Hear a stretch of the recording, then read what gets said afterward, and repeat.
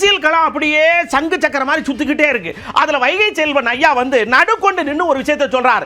எடப்பாடி ஐயாவுடைய தலைமையையும் அவர் தான் முதலமைச்சர் வேட்பாளருங்கிறதையும் யார் ஒத்துக்கிறீங்களோ அவிய ஊரா கூட்டணிக்கு வாங்க, இல்லாதவெல்லாம் போங்க, உங்களெல்லாம் கெஞ்சின மாதிரி நாங்க இல்ல அப்படின்னு அவர் ரூட்டை கொஞ்சம் கிளியர் பண்றதுக்கு பேசுறார். எடப்பாடியாரை யார் முதலமைச்சராக ஏற்க தயாராக இருக்கிறார்களோ அவர்களெல்லாம் கூட்டணிக்கு வரலாம்.